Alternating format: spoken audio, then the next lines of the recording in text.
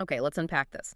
Imagine a company that operates, well, largely behind the scenes, yet wields this incredible influence over everything from military strategy and public health data to the intensely sensitive realm of immigration enforcement. Right. For some, it's, indispensable, a pillar of national security. For others, it's this kind of shadowy force enabling mass surveillance on a scale we haven't really seen before. Hmm.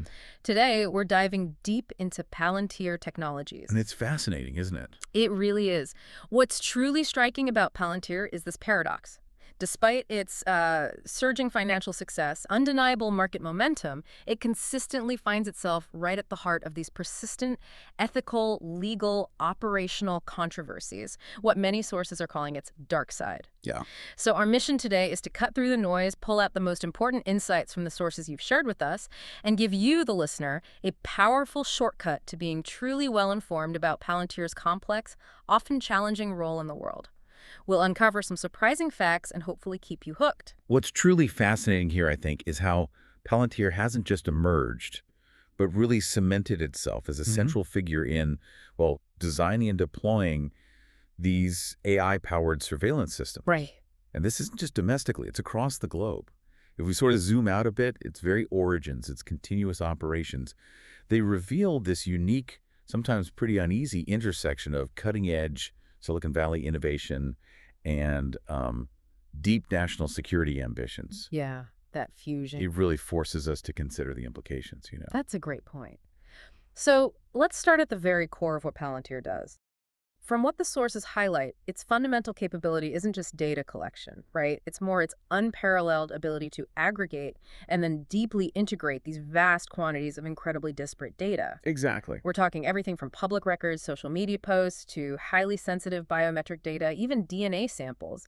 And it doesn't just collect it. It links all this seemingly unrelated information to individuals or groups. It builds these comprehensive digital profiles. That linking is the crucial part. It is. And the company's very foundation, in fact, is rooted in CIA funding. Its two main platforms, Gotham and Foundry, were specifically engineered from the ground up for intelligence analysis. Right, designed for that purpose. It's almost unsettling how the sources draw these chilling comparisons, the dystopian vision of Minority Report or even Tolkien's Seeing Stones, suggesting that this kind of algorithmic oversight could, maybe intentionally, maybe not, start to replace traditional democratic safeguards. And that capability, precisely because it's so powerful, naturally gives rise to profound privacy concerns. This is especially true when these tools get deployed by government agencies like law enforcement or immigration authorities.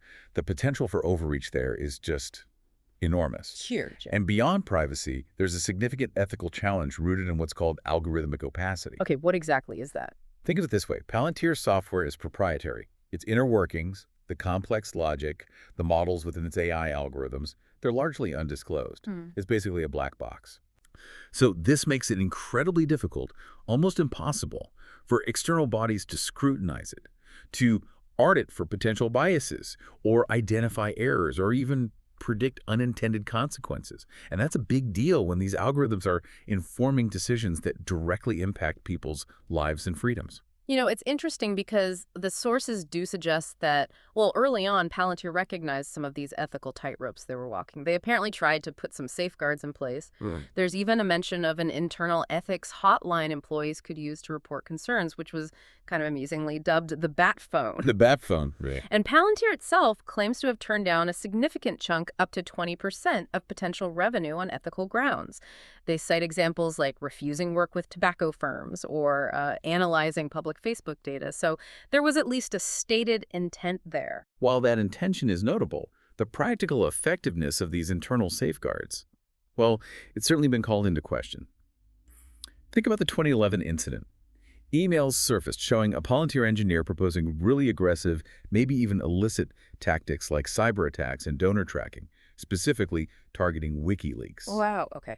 Now, CEO Alex Karp did apologize, and the employee was put on leave, but the incident significantly damaged the company's reputation. It really highlights a crucial question for me. How truly effective can internal safeguards be, even with the best intentions, without robust, independent external transparency and oversight? Yeah, that's the key, isn't it? External validation. It's a recurring theme with companies operating in this really sensitive space. And that concern about internal safeguards, it becomes even more pronounced when we look at Palantir's deep and growing involvement in military operations. This is where the stakes are arguably highest, and frankly, it gets really interesting. Palantir's military footprint is extensive. It's still expanding.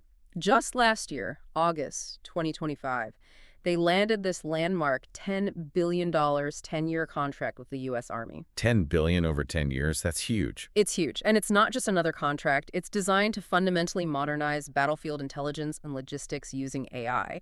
What's remarkable is this deal consolidates over 75 previous smaller contracts into one massive enterprise framework.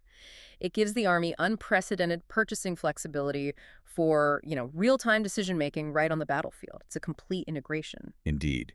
And this isn't just a contract. It's a profound signal of the deepening integration of what we can now pretty confidently call the military AI complex. Right. That term keeps coming up. It goes beyond just software, too. Take the Right. strategic moves we saw in June 2025. Palantir's chief technology officer, Shyam Sankar, was actually sworn in as a lieutenant colonel in the U.S. Army Reserve. Really? A tech exec becoming military brass.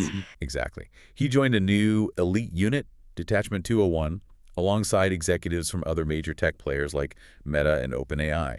The whole purpose of this detachment is to accelerate the Pentagon's adoption of advanced AI and surveillance tech.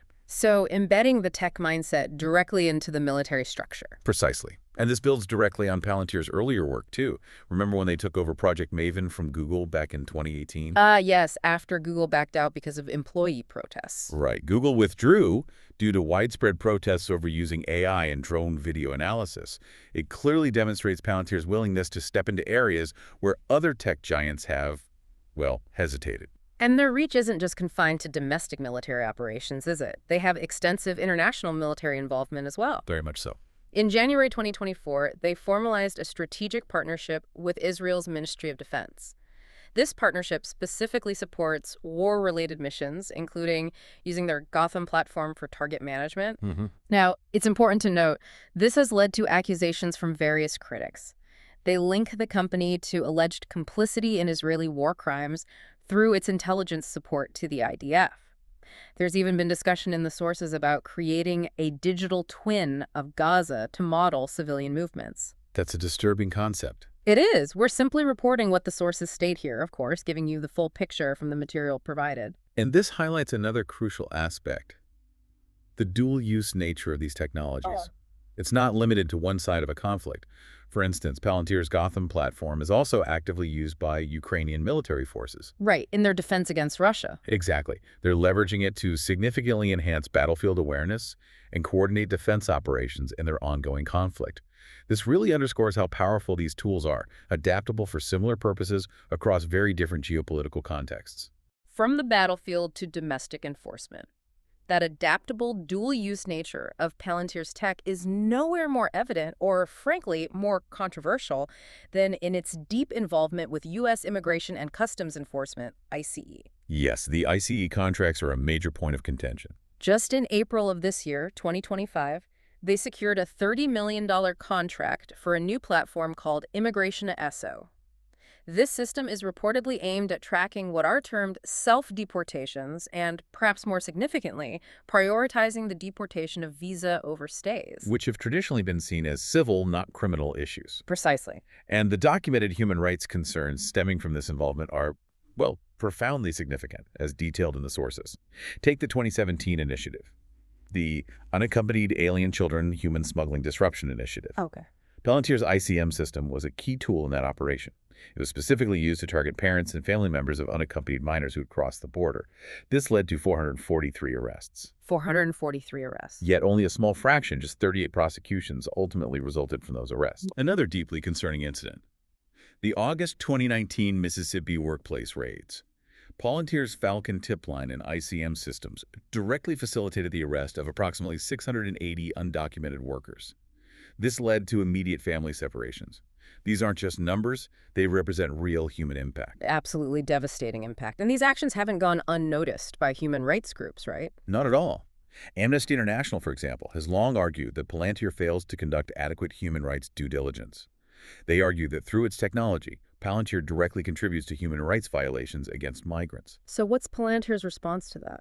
Well, Palantir, for its part, asserts that it only contracts with ICC's Homeland Security Investigations, HSI, that's their criminal investigative arm, and not with enforcement and removal operations, or ERO, which handles civil immigration enforcement and deportations. Okay, so they try to draw a line. They do. However, what's crucial is that internal ICE documents unearthed by various reports actually suggest its technology is, in practice, being used across both divisions. It seems to blur that asserted distinction. So the line might be fuzzier in reality. It appears so, and this is a critical point. Looking at the broader implications, it's incredibly significant that in July 2024, Palantir's CEO, Alex Karp, finally acknowledged the company's role in supporting ICE deportations. Ah, so an admission after denials. Yes, a very public and notable shift from previous denials. Yeah. This came after years of persistent employee protests and continuous pressure from civil society organizations calling for the company to sever these specific ties.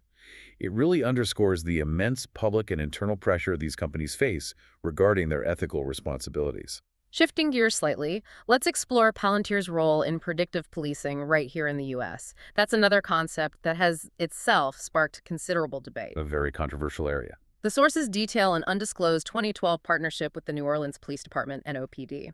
And there was also a high-profile project with the Los Angeles Police Department, the LAPD.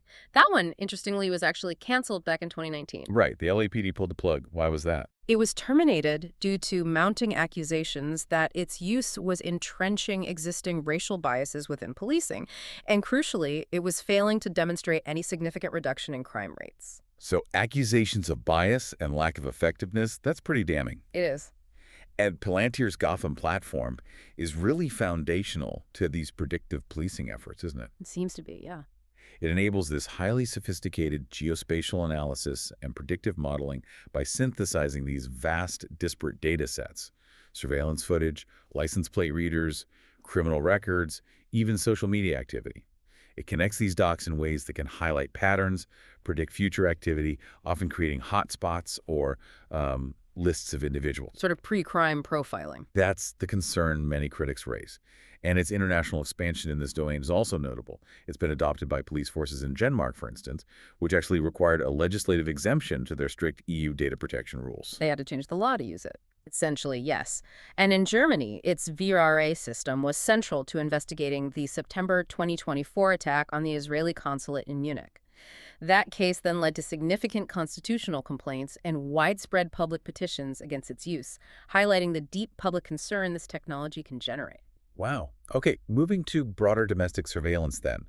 There are strong indications from the sources that Palantir is actively helping the IRS build what's been termed a mega API. A mega API for the IRS, what does that entail? Well, for those wondering, it's essentially a massive unified data access point, designed to allow different government agencies to easily pull and share taxpayer data across their systems, potentially breaking down existing data silos. Okay, and the concern there is? The concern is this could facilitate data sharing with agencies like the Department of Homeland Security, DHS, specifically for immigration enforcement purposes, using tax data for deportation. I see, connecting those dots. And then there's the Department of Government Efficiency, or DOGE initiative. This is led by allies of Peter Thiel, a Palantir co-founder. DOGE is pushing hard to break down data silos across all federal agencies, with Palantir positioned as a key technological enabler for this, well, ambitious and some would say unsettling vision. This really raises an important, maybe urgent question for society. What are the deeper ethical and societal implications of these pervasive systems? Right. Critics argue vehemently that they fundamentally replace traditional probable cause, the legal standard for arrests and searches, with mere probability scores, and in a sense replace courtrooms with opaque code. Judgment by algorithm. Exactly.